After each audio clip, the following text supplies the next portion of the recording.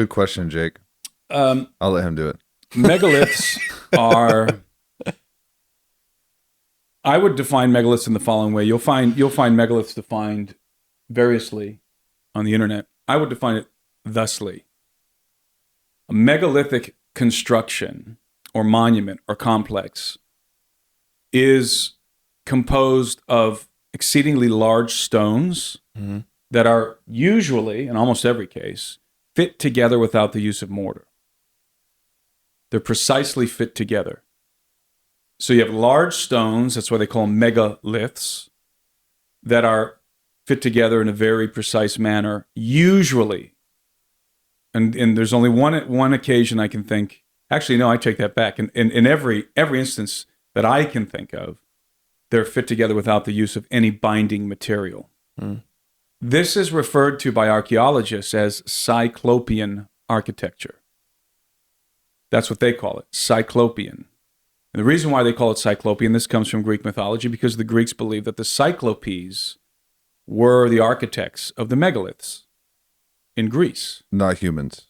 And so the Cyclopes were the offspring of the gods and men. Okay. To be Nephilim to us, correct? Yes. Yeah. And so they believe that the Cyclopes, and you'll find the same belief about megaliths all over the earth. They're always associated with the gods or the offspring of the gods, and sometimes specifically giants, but not always. So, Cyclopean architecture is remarkable. There are some things about it that make it, in some sense, more advanced than anything we do today. We primarily build with concrete.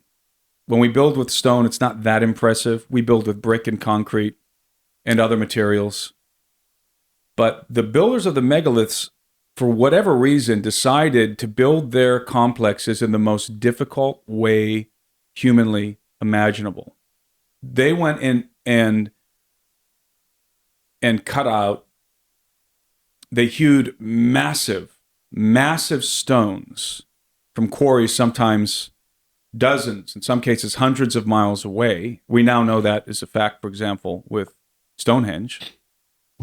At one time it was thought that the stones and Stonehenge is not a very remarkable megalithic complex. It is remarkable in regard to its alignments, with its celestial alignments. It marks the solstices and the equinoxes and so forth. But those stones were thought to have come from a quarry nearby. Now we know, and I believe, correct me if I'm wrong, that they come from Scotland, which is a long ways, or they come somewhere up there in the north.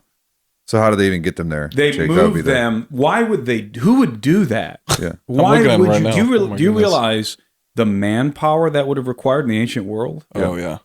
I'll go back to Peru. So in Peru, you have one of the most astounding megalithic sites on planet Earth. It's called Sacsayhuamán. Some people pronounce it Sacsayhuamán.